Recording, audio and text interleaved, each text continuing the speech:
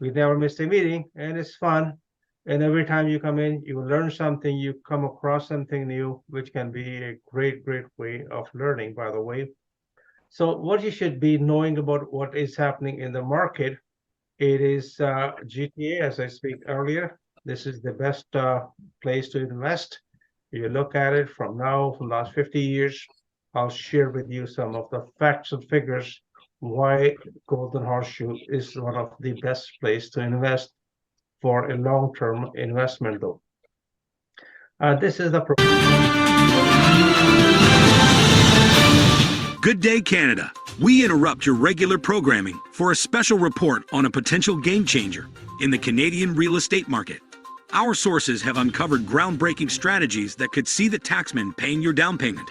Home Buyer's Plan. Discover how the Home Buyer's Plan can be a key player in securing your dream home. Creative Financing. Explore unconventional but effective financing options that could redefine how you approach home ownership. Creative Strategies. Beyond the traditional, these strategies could be the difference between a standard home purchase and a financially savvy one. This is crucial information for anyone looking to step into the real estate market with a strategic advantage. And the best part? You can get these insights firsthand at an exclusive live seminar, either online or in person. Don't miss out on the chance to learn how to pay less taxes and save money through these revolutionary techniques. Now to secure your spot and gain access to the latest strategies from Canadian real estate experts. This is a rare opportunity to reshape your approach to real estate. Register today for the live seminar and take the first step towards a smarter, financially secure home purchase. Text, WhatsApp, now to secure your spot and gain access to the latest strategies from Canadian real estate experts. Please text your name and email to WhatsApp at 1-416-409-7300. All right. I guess the video didn't play well. Some of you might have seen this funky house. This is a beautiful house, and it is a money maker. This house is located in, I believe, St. Catherine, if I'm not mistaken. Sorry. And it has a view of a lake. Just an amazing opportunity. Those who want to look for something unusual, about 5,000 square feet with interest, swimming pool, and so on. It's on the market. I just thought I'd share with you. It's a very unusual way of looking at the real estate, but I do believe Airbnb could be the money maker in this deal. It is on MLS. Just thought I should share with you. And next thing I want to talk to you tonight, 2.2 million Canadian homeowners who will be facing the music. What are they facing? Now they are up for renewal for fixed rate mortgages from 2% to 6, 5, 5.5, whatever it is. And their monthly payment is going to be up by 30 to 40%. So that kind of creates a little bit fear of unknown. What would they do? How can we work around it? Some people may not be able to survive. Some people might be. And this is where we learn in this first time, after a long time, a negative amortization, where you, instead of paying your house in 30 years, 25 years, you might be able to pay it out 45, 60, 70, even 90 years. But it might be temporary. I do believe there's going to be some sort of a break coming in, and we're going to have David Grossman help us out. Hey, if your mortgage is up for renewal, please talk to experts. Meet them in person, get to know it, look at your options, and there might be a better option for you. But again, this is a bit of scary time. This intent to put a lot of fear in the market. But on the other hand, there are opportunities at the same time, though. So average house rental price is up. This is good news and bad news in one way. The rent is justifying sometimes the cost of real estate. And now the rent is up a 6th month in a row. It's going up and up. And now notice that a lot more fewer people are looking to buy a house compared to renting it. The number of renters are increasing dramatically in Canada. So in this scenario, you're going to find people are becoming more and more aggressive. A lot of new strategies coming in. People are doing house hacking, co-ownership, co-mortgages, and many different techniques people are just using to get into the market. But just be aware, these are the facts, what one you should know. Are we going through house crisis? Yes, we do. And this is more or less very well-known factor because of whatever the factors are, we have not didn't gone through this for the last 50 years though. There are a lot of distressed homeowners who are looking for option to get out. Fractional ownership is one part of it. You're investing in real estate where you can go in and put not as much money. And there is two companies who are investing very heavily. What they're doing for you, if you are planning to buy a house or you already own a house, planning to get a new house, you put 5% down payment and they will put 15%. And both companies have pros and cons. Which company you like to work with? Some want 3/4 ownership of the profit, but the catch is when they give the down payment to you, 15% is registered as a co-ownership or co-mortgage. Before you do that, be aware of it. A lot of first-time home buyers are jumping into it. Be aware of it, what you're getting yourself into it. Definitely speak to our realtors, mortgage brokers, our lawyers, even the CPA before you jump in. So we got a perfect team for all of you before you, if you're facing any kind of dilemma, if you're a first-time home buyer, please speak to experts and they may help you quite a bit, by the way. There are hundreds of properties being auctioned off in Quebec City. Some of you might know that the laws are totally different down there, and the numbers are slightly less than last year. But again, these are the number of properties which will be sold. Mortgage in arrears, somehow, because of the new laws, the banks are not pulling the plug compared to private lenders or mortgage investment corporations, or foreclosures rates are not as bad, or power sales are not bad, but they are increasing month by month, about 10% though. This is the latest report we got from the Canadian Bankers Association. In case you want to check it out, just go directly to it. This is not a full detailed information, but it's part of it though. So tonight, we're going to ask a question to our panel expert. Is the forced home sales causing prices to fall in Canada? So I'm going to start with Randy. Randy, good man. I'm coming. All right. Are they the forced distress homes causing prices to fall in Canada? Because of external factors, are they causing it to fall? I don't know that they're causing it to fall. I don't know about that. There's, definitely individual properties that are in distress and they have to sell. They can't afford the interest rates because they changed on them. And various other reasons, but I don't know that it's causing prices to fall. Might be a factor. Okay. Yeah, but I don't know that it's the sole cause. I think there's a lot of factors involved. Interest rates, demand, the more demand you have, inventory, what's available. There's a lot of factors. The government, the banks, they're all playing different roles in causing distress situations and prices, whether they go up or down.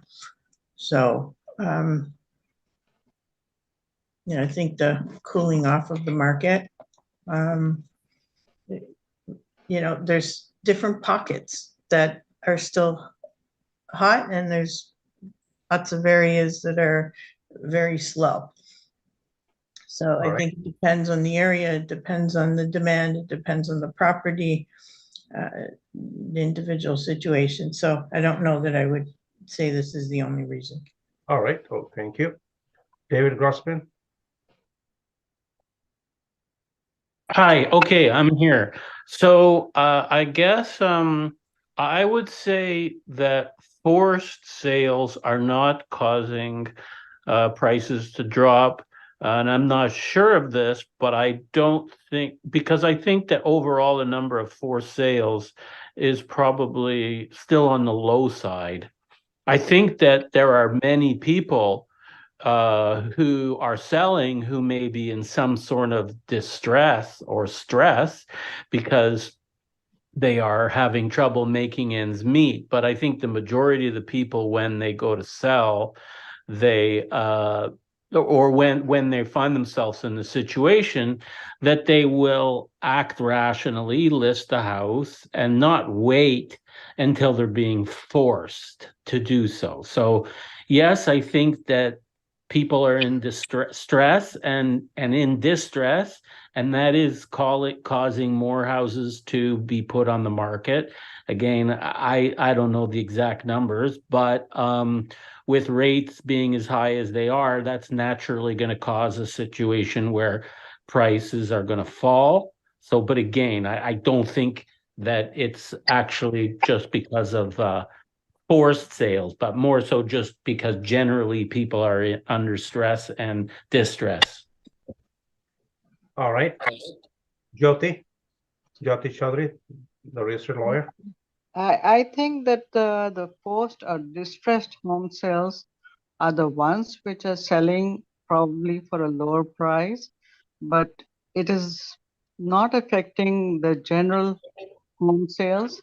People who are listing the homes for sale and they are listing it at the price that they want to sell, but if they're not getting the price that they're asking for, they're taking it off the market. So I would say that the distressed home sales prices are low, but not in general. All right. Jerry? Hi, can you hear me? Yes, we can. Yeah, great. Okay. Kind of agree with all my colleagues a bit. Certainly, Randy, I think there's many factors that relate to prices going up or down. So David, I also agree with David saying I don't think there's enough distressed sales to, that being the cause of prices falling. So yeah, so I kind of agree. I don't know that there's enough really distressed sales. I think people, will just hang on if they can. Sure, there are some distressed sales, but I don't think that's the motivating factor to cause prices to go down. I think there's a lot of different factors at play. That's just one of them, but I think it's actually a very small component of the overall reasons of everything. All right. Well, based upon my opinion is going to be slightly different than all the panels. The number of distress sales are much higher on the pre-construction, where people have bought it and they're selling it for a lot less than what they paid to the builder. And that's definitely distress. Not everybody is in that scenario, but you will find from time to time that people who have paid to the builder in the peak or 2021, 22, they paid X amount of money. They may not be able to sell at the same price, and they're not able to close the deal. And this is the report I'm going to get hopefully this next week. That how many kind of numbers are a bit hard to come by. But when you speak to the builders in general, there are a lot of Canadians who are facing what we call breach of contract. They have signed in to buy a brand new house at X price. The appraisals are not coming at the price what they paid for it. And they are in a distressed situation where they are selling it, those brand new condos or houses, especially in GTA area, for a lot less than what they've agreed to pay. So they had to put money out of their pocket. So some of you might have seen this deal, some of you may not. But again, That is my personal opinion based upon what I have seen recently in last 4 weeks time a lot though. But anyway, I want to sincerely thank everybody. Leonard, do you have anything to add on? Leonard? Yes, sir. Can you hear me? Can you hear me? Yes, we can hear you. I agree with all of them, except like you said, what we seeing in our end is most of the homes that new build that people give, they just having some trouble closing in. And other than that, I don't think people haven't really come to the terms of the distressed sales yet. Maybe I heard that in the US that they're talking about raising interest, and if that happen over here also, then maybe next year that we might see some different on these distressed houses are going up. But other than that, we haven't really seen too much of this happening. You're right. All right. Thank you so much for everybody. We're going to move forward with this one. So Canadians facing foreclosure, the word F, that's the word. And now we have seen it quite a bit. The numbers are still pretty high in when it comes to Alberta and Saskatchewan compared to BC or Ontario. So these are the number again, based upon information provided by Canadian Banker Association though. Again, this process takes a little bit longer time when it's a foreclosure compared to power sale. There are a lot of power sales in Ontario market compared to last year at the same time though. There are certain facts which you can look at it. You can talk to realtors about it. But even those power sale properties are not bargain prices. They're selling at fair market value though. So we're going to move forward with our friend Randy Goodman, the lady, my sister, I call it, the international best-selling author, 10 times number one international speaker, and the best-selling author at the same time. Randy, what is happening in the market, my friend? Thank you, my brother. Okay, so hi everybody, I'm excited to be here. Okay, so what we have going on in the market are this, so we're talking about October compared to last year, our sales went down about 6%. New listings went up 38%, so that's good news. And average days on market are about the same as they were last year. Our detached sales are up a few percent, 6%, semi-detached up 2, towns up 1, and condos down 1 overall. Our sales average price month over month over the last few months has slowly been increasing by a few points. The inventory has stayed about the same in the last couple months. So it's not exciting activity, but a little bit of activity. On today's topic with the multi-units, I wanted to add in some info here. So a multi-unit property or multiplex is a rental property with more than one unit. Process and rules for the purchase of one with 5 apartments or more is different from those with 4 or less. So different rules apply. So make sure if you are building something or renovating that you know the rules in the area that you're building in. Can I build a second house on my property in Ontario? Yes, but permits are required for the construction or addition to ensure that it meets the Ontario Building Code. And what is triplex law in Ontario? Up to 3 units will be allowed on a single residential lot without any bylaw amendments or municipal permissions, and municipalities will not be able to set minimum unit sizes or require more than 1 parking space per unit. How many houses can you build on one property in Ontario? Well, with the More Homes Built Faster plan, up to 3 residential units are permitted. on most land zoned for one home in residential areas without needing a municipal bylaw amendment. But of course, again, make sure you check the rules and regulations, speak to Jyoti, who will help you, and also go to the city or the town's municipal offices to find out what the rules and regulations are.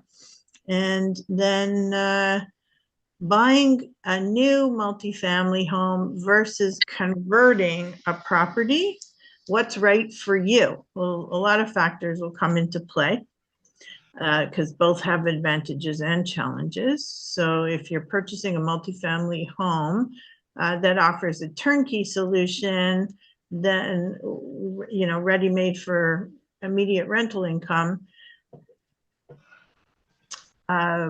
while converting an existing home allows homeowners to tap into their property's latent potential with potential zoning hurdles and renovation costs will be in play there. Your decision should be rooted in a very comprehensive analysis of your financial position, your tolerance for management, because you will have to oversee, and long-term investment goals. You want to take into account everything before you decide one or the other. And the choice between buying a new or converting comes down to individual circumstances and aspirations. So make sure it aligns with your goals, with your finances, with your timing, with your management ability, your team that you have in place. So just looking at all the pros and cons, you can decide which is best for you. And that's me for today. Thank you, everybody. All right, thank you, Randy, once again. Randy is a real estate broker, by the way. Any questions you have towards pertaining to real estate, that's the person to contact. Once again, can you please put your name and phone number in the Q&A, please? Thank you. Now we're gonna bring our next guest speaker quickly because of the other obligations I have. David, are you there, my friend? Yes, I'm here. Thanks, Navtash. Okay, just give me 1 second. Let me bring you in right here. Will the rates go up or down? Okay, that's the question? Yes. Well, that's the million-dollar question. So that's a very good question, Navtash. Now, you know, we think that we're at the top now. The only hitch is that at the last meeting, it became public that not all of the members, there's 6 governing members at the Bank of Canada, and not all of them agreed that that we should just go straight down. Inflation is still a little bit higher than where we'd like to see it. We had some encouraging news recently when you'd think it's I don't know if ironic is the right word, but you know, the unemployment is up a bit in Canada. So they like when there's unemployment to reduce rates, right? They want to see a slowdown in the economy, and they want to see inflation come down. Inflation's still up around 3.5% to 4%. Which is a lot better than where it was, but they're really targeting 2%. So, you know, there was some optimism, and some fixed rates dropped on average about 30 basis points, which is pretty substantial. And people were feeling good for a while until they announced maybe about a week ago or so that not all of the members of the governing council agreed. So some of them think that, you know, we are going to have to keep rates at least where they are for some period of time. And maybe there was at least one person, I don't know for sure, who thought that we may need to increase rates further. So let's hope that at least they won't go any higher, and that they will actually come down. And the question of how quickly are they going to come down is really a question of economic results over future months, as they watch inflation and they watch employment figures and other indicators like that. I got one question for you before you let it go. Sure. How's the bond market doing right now? Well, so there's been some reductions because there was the general feeling of optimism that rates were going to come down. So when investors see that, they figure, okay, time to sell off their bonds, and as a result, the bond yields are coming down. Perfect. All right. Anybody have any questions, please feel free to call directly to David at davidrockyourmortgage.ca, or you just can call him or text him at 416-876-2031. David had other commitment. So unless you've got a question, please feel free to even text him or call him up. And again, one more question before you go. Sure. How long can you hold off to renew your mortgage in Canada? Well, I mean, when your mortgage comes up for renewal or when your mortgage matures, the lender is going to contact you, assuming it's an institutional lender. They're going to contact you, usually, could be a month before, it could be 3 months before. They might offer you an early renewal. Or they may wait till it's kind of late in the game. So be on top of it, because if they don't contact you, you're going to want to contact them, because you don't want to be caught at the last second with a very high rate, and now you have no time to shop. So they're going to send you a renewal offer, assuming you've made all your payments on time. And they would normally give you some options. They'll say, here's a 1 year, 2 year, 3 year, and so on and so forth. And you can choose, but you might also be able to switch your mortgage to another institution if you have enough time. So that's why you want to get on top of this early, and you want to shop and make sure you're getting a fair deal to see if there's any way that you can improve on your situation. And most lenders, I would say, they really, as long as you sign it back by the day of or the day before, I mean, you can't really put it off, past the actual maturity date. But if you do think that you want to sell your house or maybe want to exit the mortgage in the near future, you could renew into an open term or something short term, or even a variable rate, right? Because even if it's a 5-year variable, the penalty is just 3 months interest to get out of it. So, doing some planning for the future, get into something short term that you can get out of if you will want to sell the property in the near future. David, one final question for you, quick one. Is there a new trend have started that a lot more people are going to variable mortgages now than ever before? Yeah, so we're coming back to a time when people are looking at variable rate mortgages, and so it pays to look at that again, because rates will hopefully start coming down. I'm just renewing my mortgage now, and I've opted for a 3-year fixed, because it's kind of it's in the middle, like it's cheaper than a variable rate mortgage, and it's also with a bank that will allow me to get out 6 months before. So if rates start coming down soon, I'll be very soon I'll be sorry that I locked in even for 3 years, but I wanted to hedge my bets a little, so I went for something in the sort of middle ground. For better peace of mind is better than uncertainty, correct? Correct. All right. Thank you, David, so much for your time, sir. And thank you, Navtaj, and thanks for having me. Look forward to see you next meeting. Take care. See you next meeting. Take care, buddy. Okay, we're gonna bring our attorney first, and she's gonna be giving us information about different topics. But one of the topic which is pretty hot is breach of contract.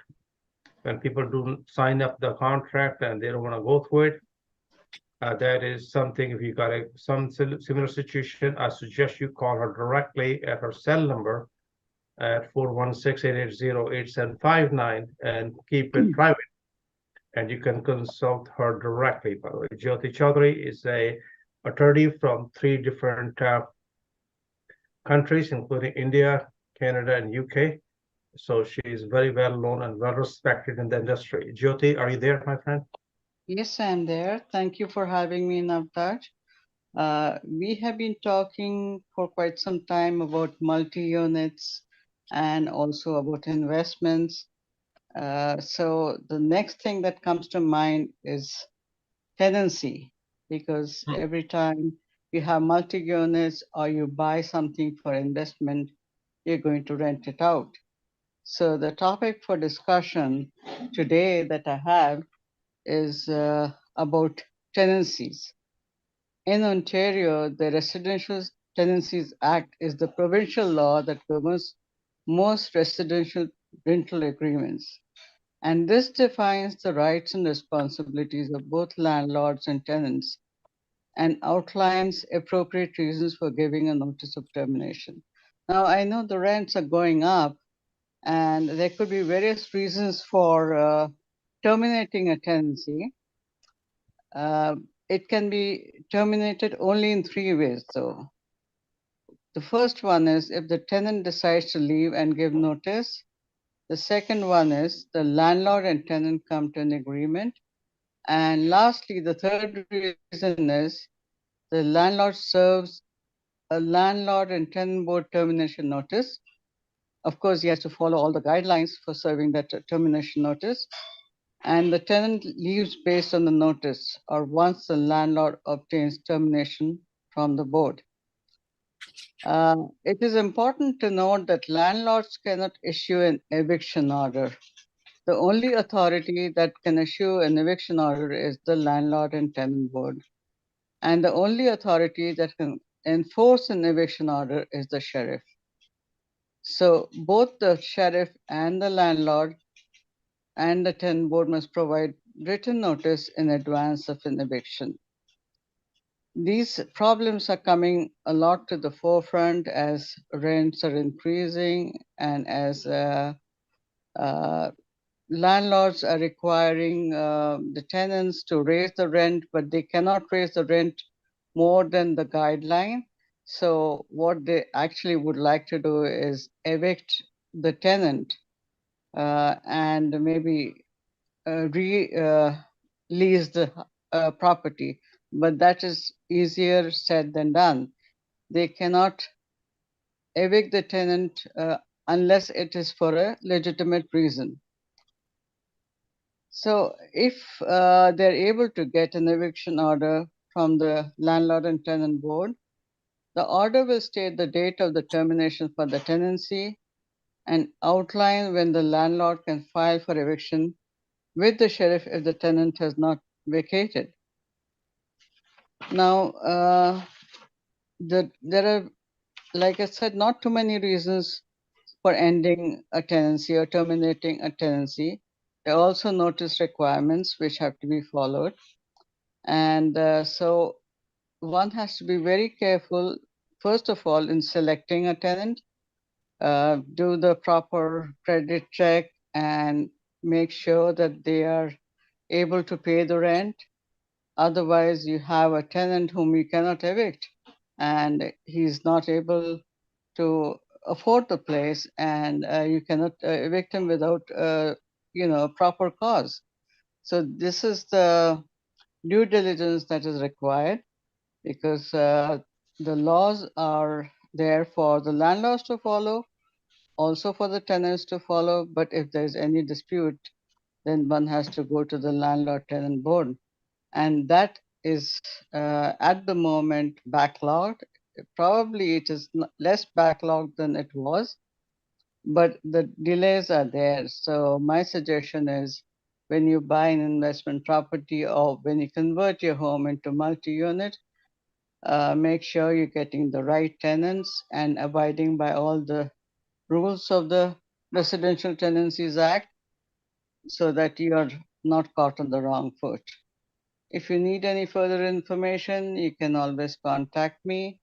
I believe you can see my number on the screen. I will put it down in the Q&A right now. I will put my cell number down. And it's my pleasure to be talking on this topic or any other legal topic.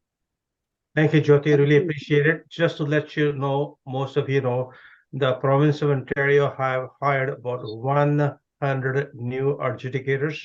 This is where you go in front of LTB, Landlord and Tenant Board. Right now, there's a huge backlog. One of the biggest thing is people are applying for personal use. And even then, people intend to have filed a defense. Again, it is very difficult for the landlords as well as for the tenants. It's not easy to get rid of the tenant, but if you follow exactly under the direction of a lawyer, you would have much better luck and lot more success. Thank you, Jyoti. Appreciate it. Now, next person we're going to bring it on is the thing we do not like, actually, which take most of your money away from you, is the tax man. As I just remind every time, that we pay more money toward the taxman compared to our housing, our food, and clothing, which is approximately average Canadian family pay 43% of their income toward the taxes. And all the money you earned till June 19th this year, almost every single cent went to the taxman, though. So we want to be enlightened. What can we do? So here is something I like to share with you, if you can hear me loud and clear. Paying taxes on the money you make, tax on the money you spend, and tax on the things you own, and that you already paid tax on it with already taxed money. So how many times you're being taxed over tax, though? Just to give an example on the gas, when you go to fill up the gas at the gas station, just imagine what portion of the price you're paying toward the taxes and what portion is towards the real gas. Well, just think something to think about it. Average Canadian will pay about 200 different type of taxes on every month, and they're all built in. So just to enlighten us what we can do with the tax man, what we should be looking into it, and we're going to bring our expert. There are 2-3 topics I'd like to discuss, but tonight I want to bring Jerry Hogan out. They will be talking about 2 different topics tonight as well. There's some tax saving strategies people don't talk about. I'll be sharing with you. Jerry, are you there, my friend? I am. Can you hear me? We can hear you loud and clear. Great. Thank you for the introduction. Nav, you always get me depressed when you start talking about my introduction with all the taxes that we pay.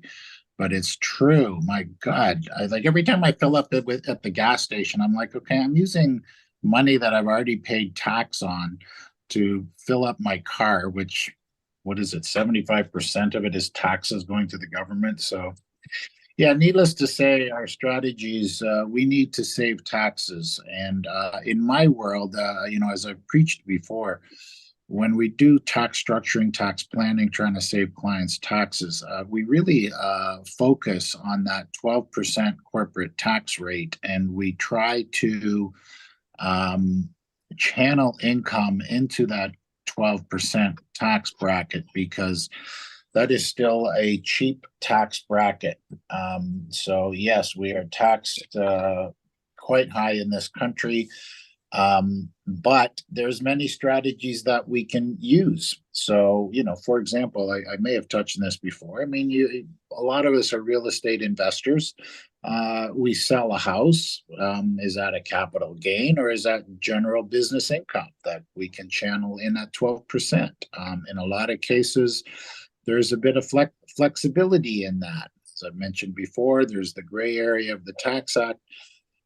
So these are things, there's lots of things that we can do to save tax. I encourage everybody to, take a little calculated audit risk, a little bit, nothing illegal. We don't do anything illegal, but there's things like, I sold a house. Should that be a capital gain? Should that be business income?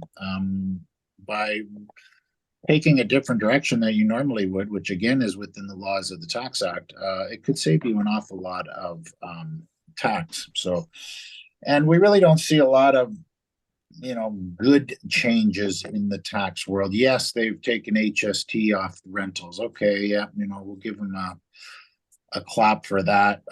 It's pretty small, really, because you're going to get the input tax credits back anyway. So that's not much. I do want to highlight they did introduce a first time. This is for first time homebuyers, a tax savings account. That it's not the RSP tax saving. I'm not talking about that. I'm not talking about the first time home buyers. I'm talking about this brand new thing that they have created that you're allowed to put in $8,000 a year. It is a tax deduction. And you can pull it out of this plan tax-free as long as it is for a house. So finally, this is something I'm got to admit, I'm usually a little bit critical of some of the things that the government comes out with. But finally, this is one that I'm like, oh, okay, so we can put money in and we can get a tax deduction for it. And we can take it out and not pay any tax. I like that. Money going in, you get a tax deduction. Taking it out, you don't pay tax. So that's I'll give them a clap on that one. But then when you read the fine lines, the person, a lot of these cases, it's the parent putting the money in for the child.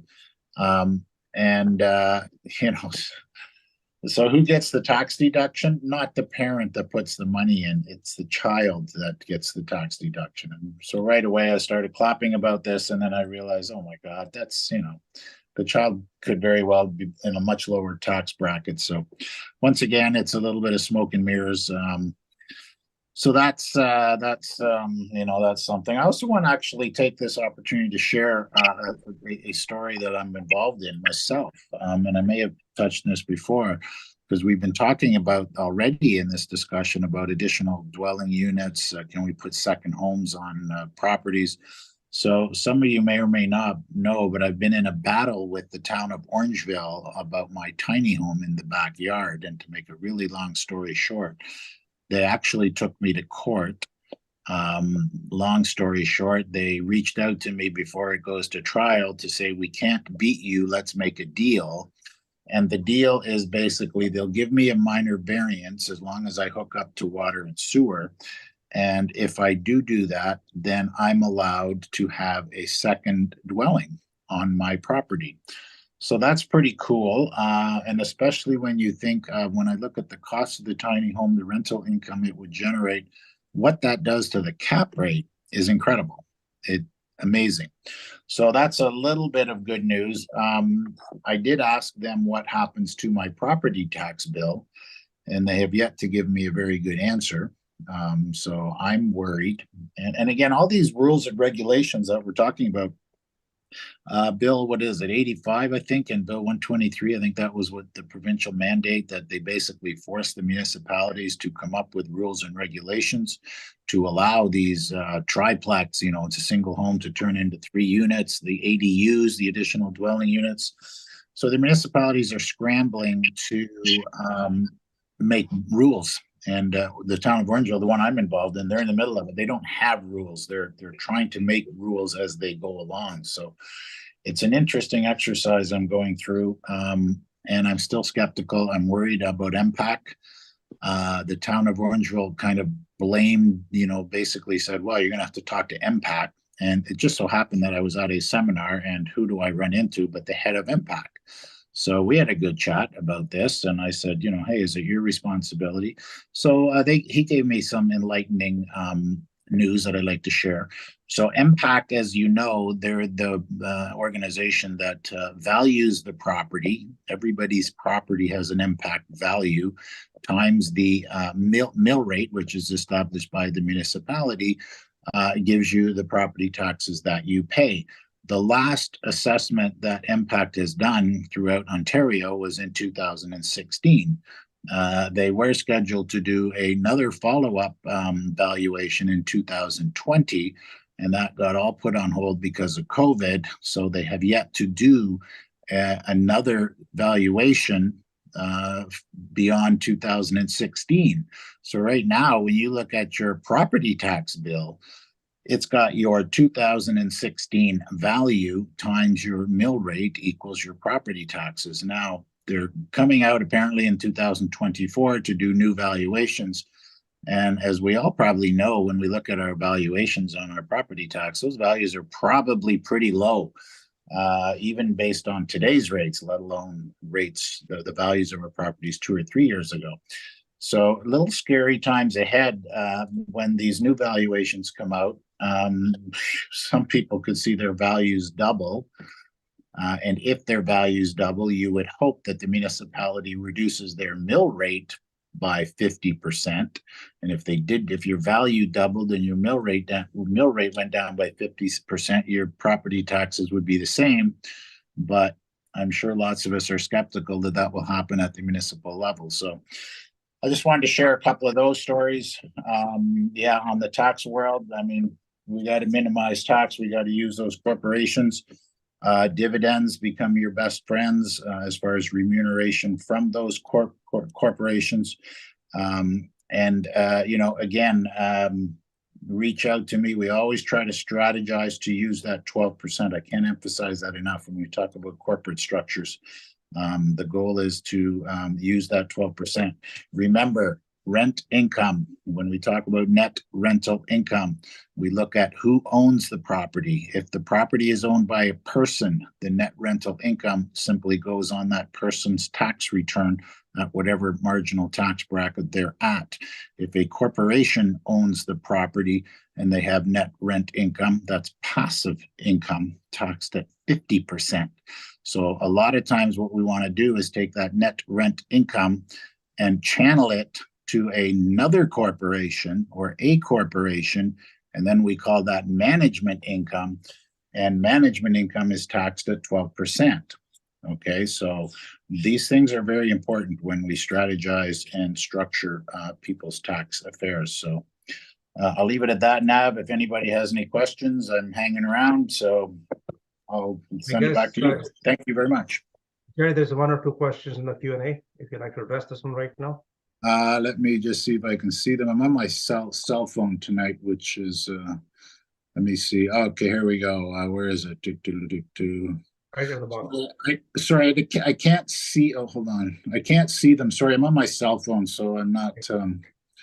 Can you read them, Nav? Yes, I can. Okay, I need my glass. How do you convert capital gains into business income? Can you explain further? Yeah, it's not so much that we convert. It's so I'll just keep it simple. You're a real estate investor, okay, and you buy a property, and I'll just keep it real simple. You sell it, and you make a gain, okay. So you know we would think that's a capital gain, okay. So let's just keep it simple. You bought it for 100,000. You sold it for 200,000. So you've got $100,000 capital gain. A capital gain, 50% of it is tax-free. So you're going to put $50,000 on depends who owns the property. If a person owns the property, that 50,000 will go on a personal tax return. Again, depending what your marginal tax bracket is, will determine the tax you pay. If it's in a corporation, that $50,000 is passive income. You will pay 50% on the 50,000. So you will pay 25,000. So let's back up. You bought the house for 100,000. You sold it for 200,000. And if we treat it as a capital gain, we will pay $25,000 or 25% of the total gain. Okay, the total gain is 100. The taxable capital gain is 50. So we would pay 25,000 there. Now, alternatively, if we said, well, we're in the business of selling real estate, you're in the real estate business, and we bought a house for 100, we sold it for 200. Let's take that. Let's make the assumption that that is regular business income. We're paying 12%. We're paying $12,000. We've just saved $13,000. Okay, so those things are important. So we're not so much converting it. We are just taking a position. We're taking a tax position, which is not illegal. I'm not breaking any rules there. I'm not saying it will pass a CRA scrutiny if we ever have an audit, but we're doing something that is within the Tax Act. We're taking the position that it's normal business income, and we're going to apply a 12% tax rate to that. So that's just areas where, once again, someone like me, I focus on that 12% tax bracket. and try to make sure that people are, we try to pay tax at 12%. We try not to pay tax at 50%, I guess is the easiest way to say it. And we structure accordingly, depending on what's happening in people's real estate lives. Was there another question there, Nav? I think that's enough for the time being. All right. If there anybody have any questions, Jerry's going to be here. And in the meantime, I'm going to continue with the rest of the presentation. Thank you, Jerry. Appreciate it, my friend. Moving forward with the next thing we're going to talk about tonight. Oh boy, let me wrap this thing up.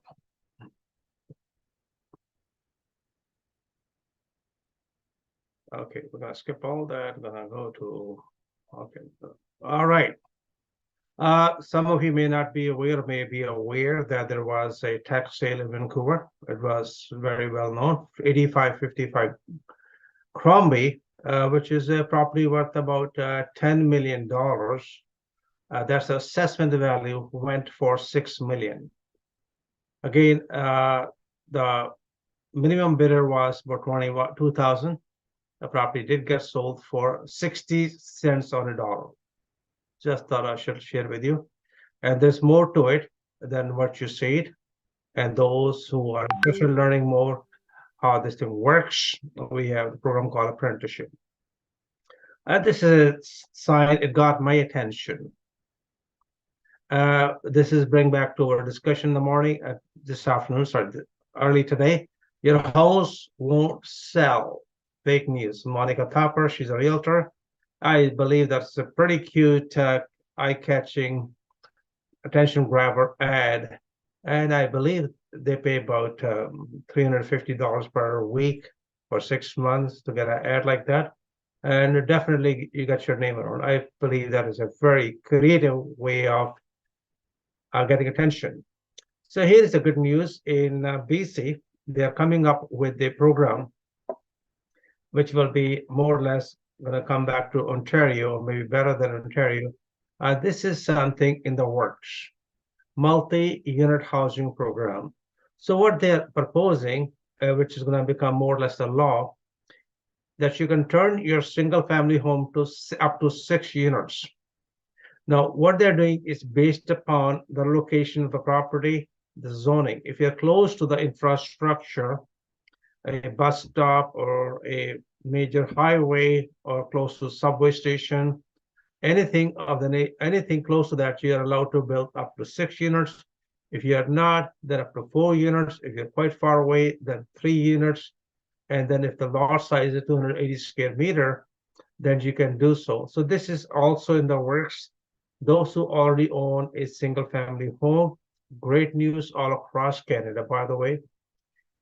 Based upon the grapevine, we need 10 million houses. Now, the government of Canada, on every level, provincial, federal, regional, and on a municipal level, are going to encourage you. Hey, can you create a rental unit? In my opinion, there will be 4 to 6 million new rental units to be created in the next 10 years. And right now, the way the rents are, it makes sense to build one if you already own the land. Just imagine you own a single family home, it's worth $1 million, just for the thing. And you put 10 units to it, guess what's the value? What will be the cash flow like? So here is something I like to share with you, which has already been done in Toronto. So here's what happened in Toronto. I'm giving you exact address, 367 Holland Avenue. The architect is Craig Race. He converted a single family home to 10 rental units. The company who built it called Green Street Flats. The amazing thing of this one is in one of the most prestigious locations in Toronto, close to Casa Loma, which is Sabina Village. And if you look at it, I want you to look at it. If you already own a house in Toronto or GTA or anywhere in Canada, look at the possibilities, look more into it. This is some of you going to become a multi-millionaire. This is where you could have 25, 30,000 monthly income coming in.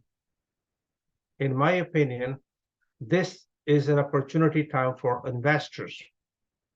It's not about buying a property or something.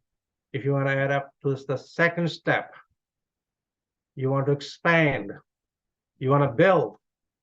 It's not a rocket science. You already have the architect firms, you already have the builders. The money is available. And there's another good news I'm going to be sharing with you shortly, that why do I feel, that's my opinion only, it's not carved in the stone, strictly my personal opinion, this is going to be money maker for next decade, next 10 years. Converted single family home to 8 to 10 units, even 6 units in BC, and so on. Here is something else, just a little bit off the topic. Some of you might have heard this story about Shai. Shai is a raptor. He bought a piece of property for 8.5 million, not realizing that the previous owner, previous tenant, who was a so-called crypto king, was most wanted person. And now after buying the property, he realized everybody coming and knocking on his door, and his wife himself feel threatened. Now they're expecting, and they went to the court, say, listen, we don't want this house. We want to reverse the contract. The deal have closed. Now, what the law says, that's not enough ground, though. Again, this may gonna go for appeal. Just be aware of it before you buy a piece of property.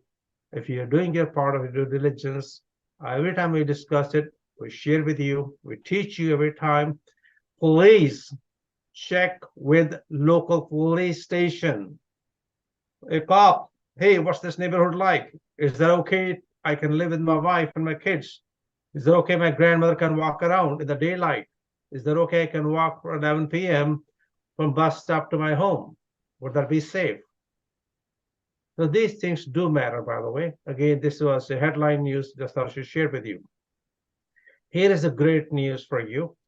For those of investors who want to follow the strategy I shared with you, starting September 14th, 2023, till 2035, for the next 12 years, if you're building a rental property for more than 4 units, there will not be HST, especially in Ontario.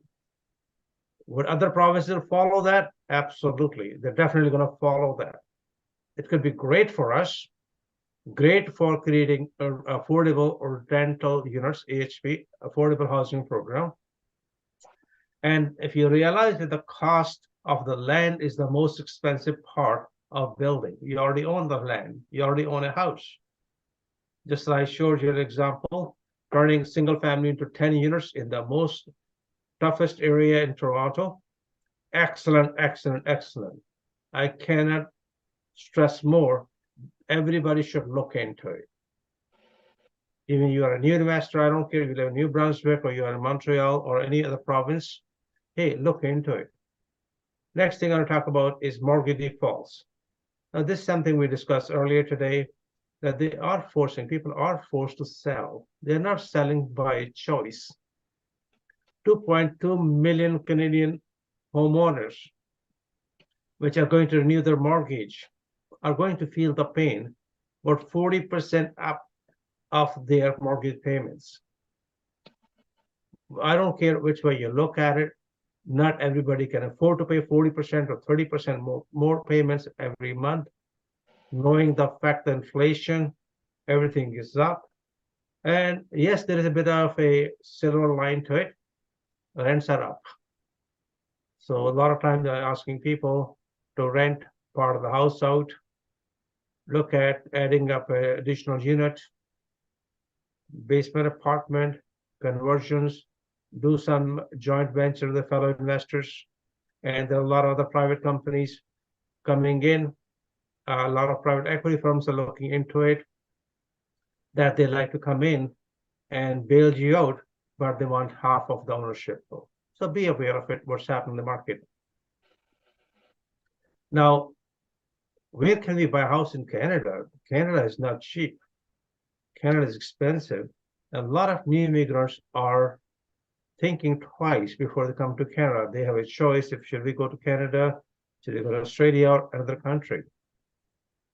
And knowing the fact that all the major cities or major provinces, the house price is going to be expensive, and they intend to shy away from it. So we're going to have some hurdle to attract another 5 million new Canadians. Unless otherwise something happened, there are a lot of investors or a lot of new Canadians who want to immigrate to Canada are thinking twice. Yes, there is something cheap in Quebec City, but there's language barrier. Winnipeg is way too cold. Regina and St. John's, yes, that's a different part of the world, but people like to move to Ontario, and average house price 800,000 Ottawa, and Niagara region is still 665, but still they want to live. Even in Windsor, Ontario, is about 630,000, and Sudbury, which is nickel belt of Canada, is about 450,000. So those immigrants coming into Canada know all these facts. So we are going to have a bit of uphill battle for next 5 to 10 years. So, but again, I do believe the house prices are going to settle down, or people are going to become more creative to afford these houses, though. Here is something I like to share with you tonight. And Jerry, are you there, my friend? Jerry? Yes, I am. Yep. Okay. So, ladies and gentlemen, we make a bit of fireworks here, and Jerry does not like RSP. Okay, but yes and no. okay, here's the deal. I want everybody to, if you want a question, please ask it. And the reason I came up with this strategy is more about the tax savings. And now, before I start into the strategy, I'm going to ask Jerry to remind everybody, what are the tax brackets in Canada? Like, when do you pay the highest, when do you pay the lowest, Jerry? Okay, thank you. I just to, I appreciate what you say about me and RSPs. I just want to qualify that. I don't mind people putting money into an RSP as long as they get at least a 40% tax savings or a 50% tax savings. Other than that, I don't really support it. Now, the tax brackets, trying to keep it as simple to understand as possible. The first 50, again, this is personal. So we have 3 entities, tax-paying entities. We have people, we have corporations, we have trusts. People, for your first $50,000 is taxed at 20%. Your next 50,000 is taxed at 30%. Your next 50,000 is taxed at 40%. And then your next 50,000 and everything else is taxed at 50%. So just keep that in mind. 20, 30, 40, 50. 0 to 50,000, 20%, 50 to 100,000, 30%, 100 to 150, 40%, and 150 above is 50%. So with the RSPs, if you're in a 40 or 50% tax bracket and you called me up and asked me, should I put money into an RSP?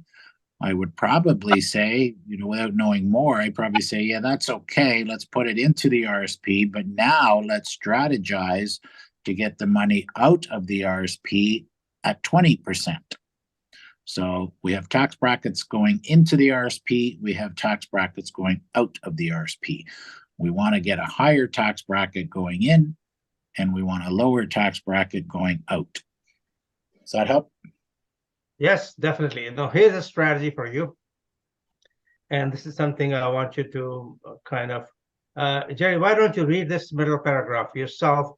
It'll make a lot more sense, and be critical as much as you can be. Okay, so you want me to read the entire thing? So with an RSP contribution. No, right. Sorry. No, the second paragraph. A large Sorry? Just the middle paragraph. Oh, the middle. Okay. A large deduction of $25,000 might be best to claim over 2 years, depending on your income. In other words, if a $25,000 deduction this year brought you down into a lower tax bracket, it might be advantageous to claim the deduction over 2 years. In Ontario, for example, if your taxable income is in the 86 to 106, your marginal tax bracket for an RSP tax deduction could range from 30 to 43%. if you could take the full deduction in a 43% tax bracket rather than use it at 31, you could earn a 12% after tax by delaying the deduction. Great paragraph. So what that really means is when we put money into an RSP, we get to choose when we deduct it. So you could put, let's just say you're eligible to put $50,000 into an RSP. So you do. You don't have to deduct. You can choose when that deduction happens. Okay, so we can deduct 25,000 this year. We can deduct 25,000 next year. Okay, so we have some flexibility about when we actually claim that tax deduction. Always a good idea to put money in. If you're going to put money in, put it in the first 60 days of the calendar year, because we have an option. We can say, well, let's claim it for last year or let's claim it for this year. So we do have some flexibility when we make that tax deduction. Well, the way I look at it, for those Canadians who are new, who want to take advantage, dropping 43% tax bracket to 30% and utilizing it, and again, turning it around, and there's different strategies applies to it. If you're a first-time home buyer, can utilize a combination of 1, 2, or 3 different strategies. And these type of the strategies will be teaching you shortly. If you're a first-time Canadian home buyer, it's a must-attend seminar. We'll be doing it shortly, hopefully in person for a couple hours. But those who have never bought a house must attend it. Just a bit of a glimpse of it. How much money does that really mean, and how you can contribute your RSP money, and how could you take advantage, utilize this money as home buyers plan. Again, this will be a strategy built up another strategy and super tax saving, and get you into the housing market much faster without any of your capital. Anyway, this is what it is. Thank you, Jerry. Yeah, Nav, can I add one little Sure, comment please. to what I was? So Sure. one thing we do as accountants, and let's just say somebody asked me, hey, should I put money into an RSP? With the tax programs we use, we can just do a draft tax return. We can basically say, okay, if you put in $50,000, we can literally figure out to the penny how much you're saving. And that we can convert into, what that marginal tax bracket is on that RSP deduction.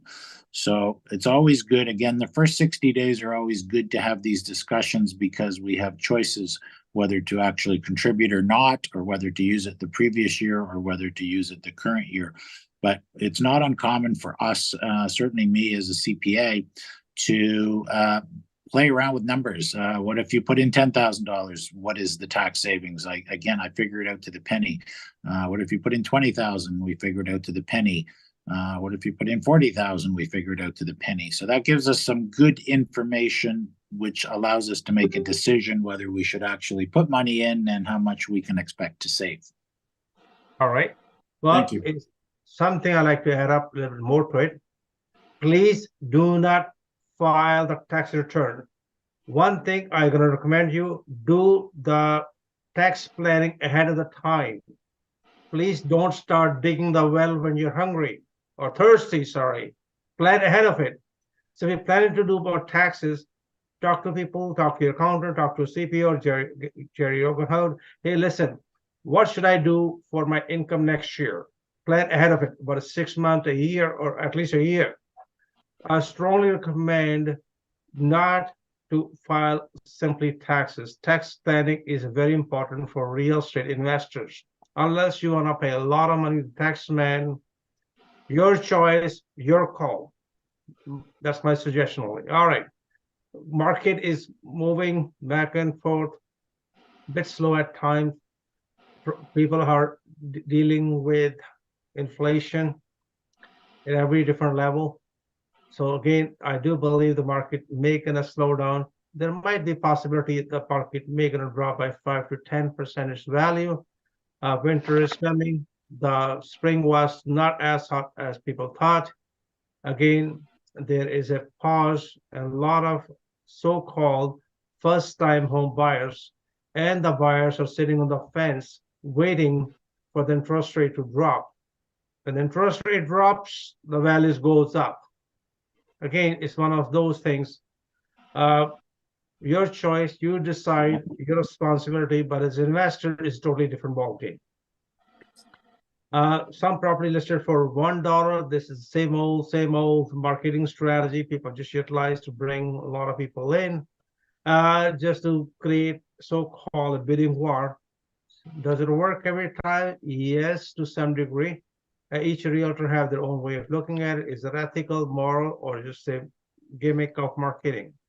Well, you decide whatever it is. Be aware of it. When anything goes up in the market for $1, there's going to be a bit of a competition there, though. More sellers, fewer buyers. This is happening in the market. CMHC is saying, hey, listen, the construction is going to go up and up regardless. The demand is going up. This is information from CMHC directly.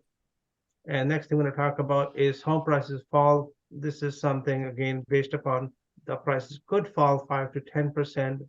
Again, it's all projection. It's not carved in the stone.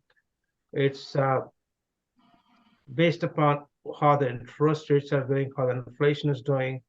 Again, yes, there was a peak, and now there are some scenarios where certain areas in every city, each pocket has its own story to tell. It's hard to say generically, hey, everything gonna fall. Not really, that doesn't happen. But this average house prices in Canada, by the way, again, if you look at the most desirable provinces, Ontario and BC, those prices are approximately about $1 million or so. That's an average house price compared to Newfoundland. And now people are shifting towards Maritimes, which is New Brunswick, Prince Edward Island, Newfoundland, and Nova Scotia, and as well as in Manitoba and Saskatchewan. But again, Alberta is halfway along, by the way. So this is the scenario I discussed last time, and people ask me, hey, can I repeat it again? Yes, I can. This is a Ritz-Carlton one-bedroom condo, where average condo rent for one bedroom should be about $2,500 to $3,025 to $2,800, and this person is getting $7,500. Is that a good strategy? Yes, it is a good strategy.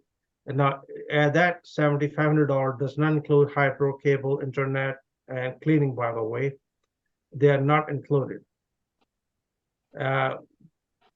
The strategy on this scenario is furnished condos, furnished apartment. Again, this was on MLS, by the way. Those who want to verify it, I always preach about it. I don't like unfurnished condo or houses. Given a choice to you, if you're struggling with it, if you even want to rent even a one room in the house, please furnish it. You might be able to get a lot more money for rental and might be a bit better client as well, a better tenant. Now, CRA, again, this is again, Jerry, can I bring you in again? Jerry? I'm not sure if he's on or not. Okay, so one of the claim people don't claim is medical expenses. The list is quite lengthy, by the way. This is something where it brought to my attention many times over and over. And I never thought, why the investors have to talk about medical expenses.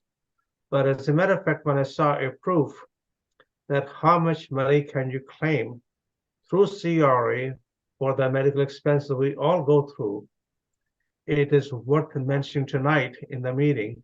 And next time when you are filing a tax return, I will definitely want you to look into a medical expenses. If you just Google the CRA medical expenses, you'll be shocked that what you have not claimed for years and years though. Again, there's pretty strict rules. How do you file these claims altogether though? This is something we discussed before. We're going to discuss it again. CRA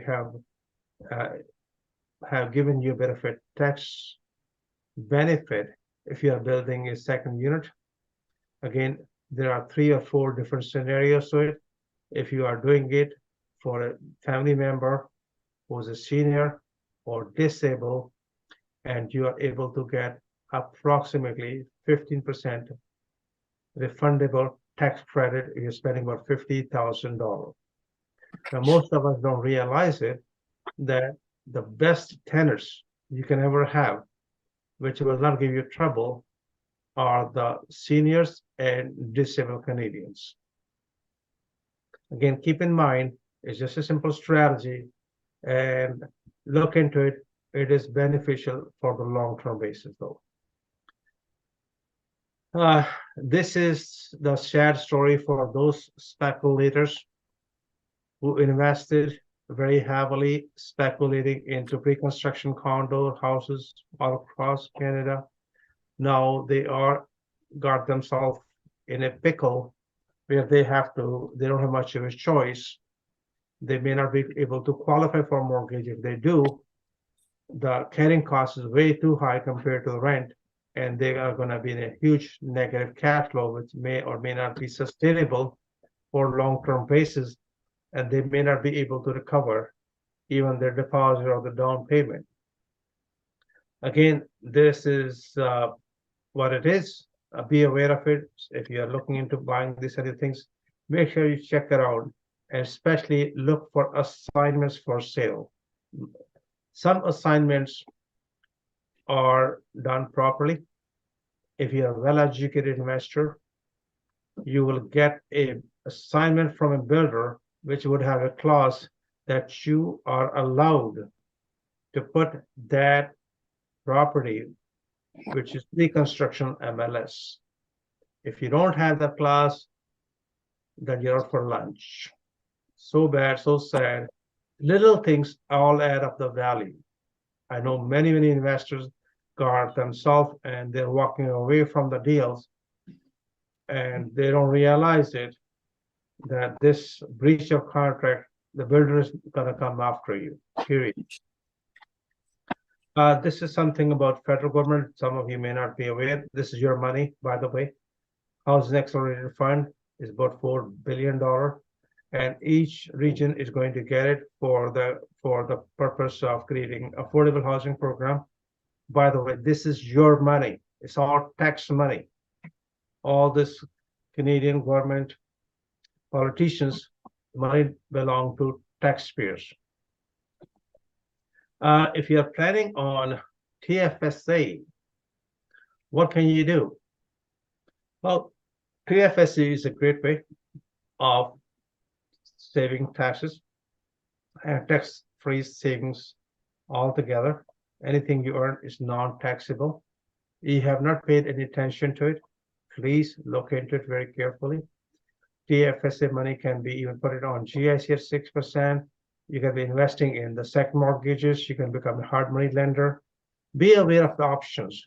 What you do not know may be costing you a lot of money. In my opinion, the TFA is, they are talking about it. I do believe right now, as of today, it's 88,000. Next year it'll be about, I do believe, $8,000 per person. You have not utilized TFSA, please look into it. You get extra cash, you can put it in. Again, talk to your CPA first and look at the options though.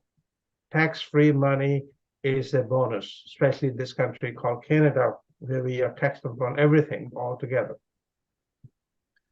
Now, here is a scenario recently that 2/3 of Canadians wanted to buy a home, but waiting for the interest rate to drop. And this is one of those situations where people are waiting, but I strongly believe while they are waiting, while the interest rates are higher, the prices might be much lower. And the interest rates start dropping, the prices may gonna jack up. So it's gonna come out with more or less the same thing or less of a bargain at that time. Again, your situation depends upon it. Since we deal with investors only, investors have absolutely different mindset altogether.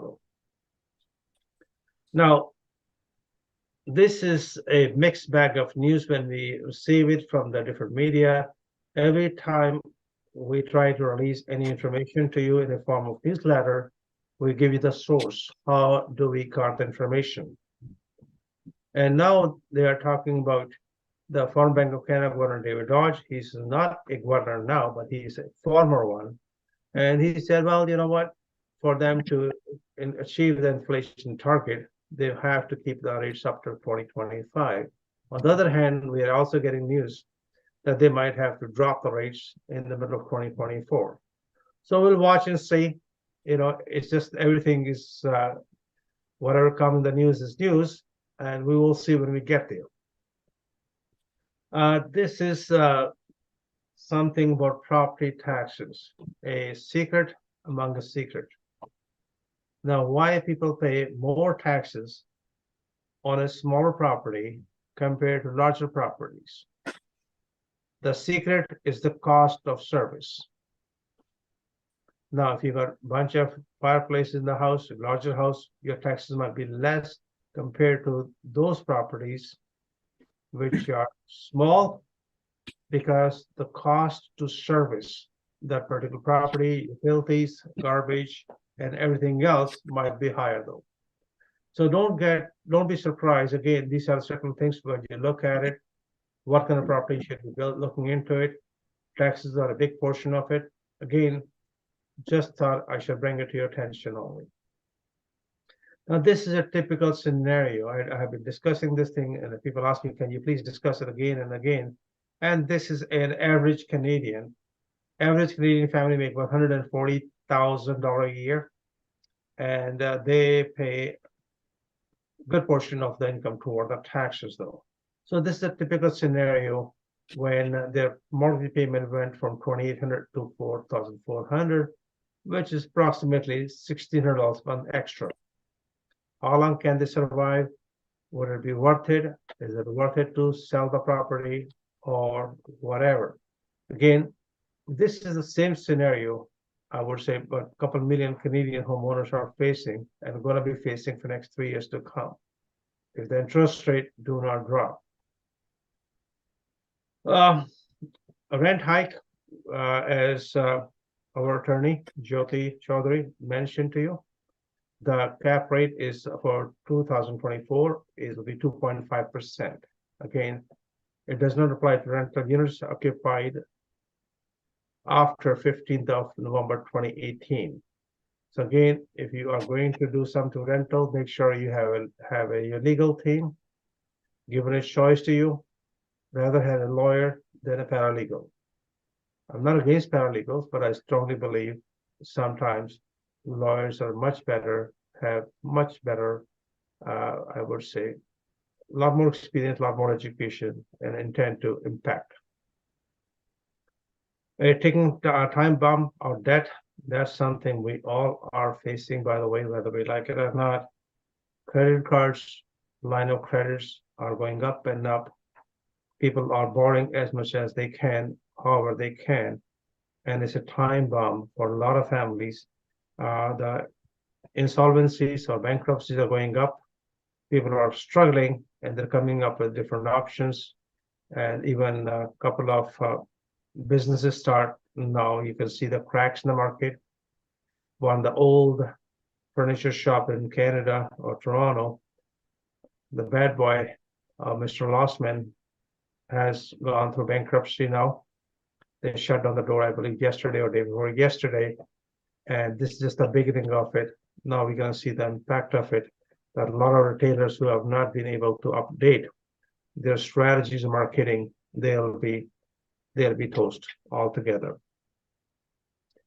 This is something else I mentioned to you every time, and people love it. Some people say, don't remove this slide ever. Okay, thank you. Are you aware of all the benefits you are supposed to get? It's simple, canada.ca/for English EN services benefits finders HTML. Please do it, and you'll be surprised that you are eligible for a lot more benefits than what you're aware of it. So what is happening this month, especially in November, December? We are almost end of the year. There are a couple of events happening. Number one is a little question for you. Why don't they teach these particular topics in universities, colleges, schools, or families. Whether it's a taxes, whether it's a coding, investing, cooking, insurance, basic repairs. It's sad that real life is altogether different. By profession, my background is engineering, never liked it, but some of you will realize it. Make sure your children are well aware of two portions for sure. Coding is something we all definitely need to have. Second, about personal financing, taxes, very, very basic information. Sometimes they don't teach you. That's why you have to come to people, to the real estate experts to learn what is needed to learn. First-time home buyers, we're going to be doing this seminar on December 2nd and maybe end of November. This is going to be about 13 different strategies, what should be doing. If you're a realtor, you must attend. If you're a mortgage broker, parent or grandparents, builder, investors, lawyers, this is mandatory. Again, we'll be sharing information with you as we come along. So where do most of the Canadians getting the down payment now? Mom and dad's bank, 41%. Even 20% are getting help with the monthly payments. And 51% of the down payment is gifted. It means they do not have to return the money back. They have given an affidavit to the bank or institution. My parents gave me the down payment as gifted. I do not have to return it back. That's the source of your down payment. Be aware of it. This is a source from Rollo page, by the way. There are opportunities for those of you who do not have a down payment but have a good steady income. There's a charity in Toronto who offers you a down payment. Means you don't have to put any down payment up front. You can move into a place and you return the money once your mortgage is paid off. If you want to know more about it, there are beautiful programs out there. Majority of the Canadians are not aware of it. If you're a first-time home buyer, your children, your family, your friends, your grandparent, if you're a grandparent or a parent, you want to help a child to get into a housing market, I strongly suggest you just simply text us on this number and say first time. We will keep you informed when this seminar takes place, by the way. Couple of programs coming up soon. On 16th, we have how to buy a deeply discounted real estate. This will be Thursday night. Tickets are on flippingforprofit.ca. On 21st November, there will be auction, field trading. Again, this is reserved only for people who are attending the apprenticeship program. We have masterclass of in person. Sorry, we have a masterclass of also for real estate seminar in person. That'll be the only last one for this year. And we're also going to have a special program on December 2nd if you're a first-time home buyer. If you're interested in it, please simply text us so we're going to make sure that you have all the information ready for you. Excuses are not the way to go. There's better ways of doing it. Before you invest, nowadays there are a lot of opportunities. A lot of people are coming up with all kind of different plans. Before you invest, check with the Ontario Security Commission if that company or that particular project is feasible, viable. Be aware of a lot of frauds happen in every real estate market. Be aware of it. Who are you investing with? Always seek advice from your attorney first. We have Jyoti Chaudhary. She'll be happy to help you out before you sign any dotted line. Just to let you know, a reminder, for the last 50 years, how the real estate market have done in Ontario and GTA. Average growth is about 7.5% compounded, no matter which way the market has gone up and down. Is there any better investment out there which can offer you steady income, tax-free growth in your principal residence? I do believe this is the best one. Again, if you're not a homeowner, if you do not own real estate yet, you should definitely look into buying your own principal residence to begin with.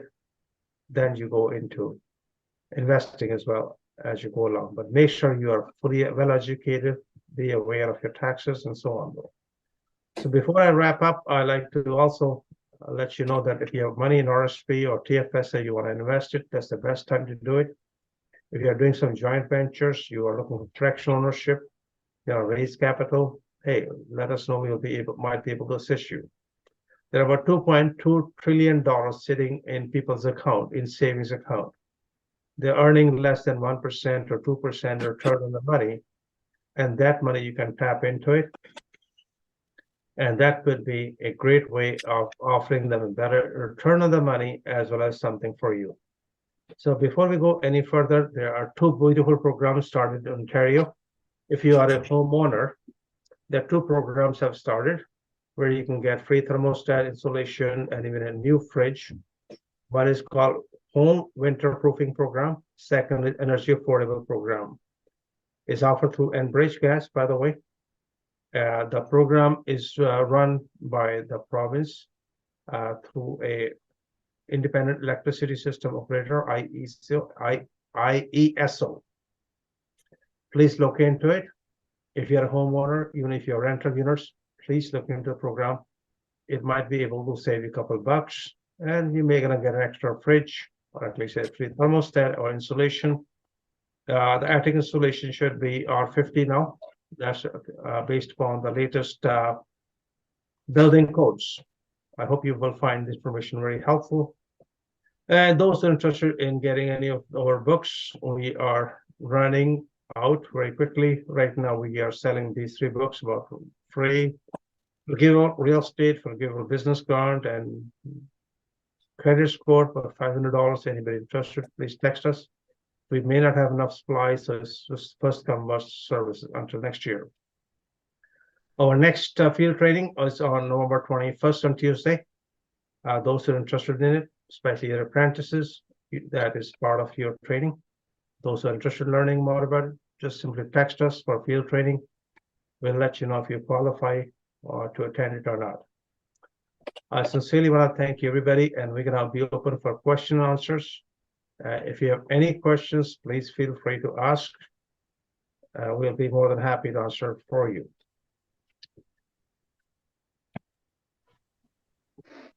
Eric is looking for I'm looking for hard money lender in invest in distressed properties on Gatineau side, Quebec side of Ottawa. If interested, email me. Okay, that's it's also it is in pre-construction project.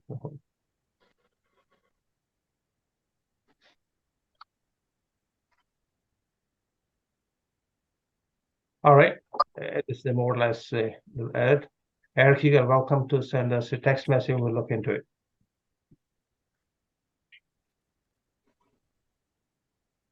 Okay. Anybody have a question? Please feel free to ask. Jyoti, you like to add something?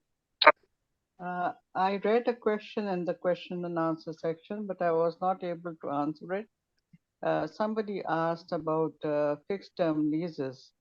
Can they be terminated without giving any cause? So my answer to that is if you have a fixed term lease, residential rental lease, then once the term gets over, it converts into month-to-month tenancy. And the only way that it can be terminated is by giving the appropriate notice to the tenants. And if they are agreeable, then you can terminate the lease. But if they're not agreeable, that's going to be a problem. Either you need the house for your own personal use, in which case you have to send them a form called N12. In that case, you can terminate it with 60 days notice. But there are very few reasons for which a landlord can terminate the lease without the tenant's concurrence. All right, thank you, Raj. Sherry, any final words? No, just thanks again now for having me. Great to see everybody out again. Just focus on that 12% tax rate. That's my closing remarks. Thank you. All right, I want to sincerely thank everybody tonight. I know we can finish the meeting a little earlier. It's much better than later. And I've been told, a lot of you, that if we can turn this meeting to about an hour and a half or even an hour, we're definitely looking into it and see if we can condense our matter only show you what you need to learn. If you have any questions, we're gonna take a few more minutes before we take off altogether. I sincerely want to thank everybody tonight. Any time of this. Okay. Thank you, Navtaj, for having All right. us. All right. Thank you once again. Thank you. Yeah, thank you, Nat. Thank you, everybody. Good night, everyone. Bye. Bye.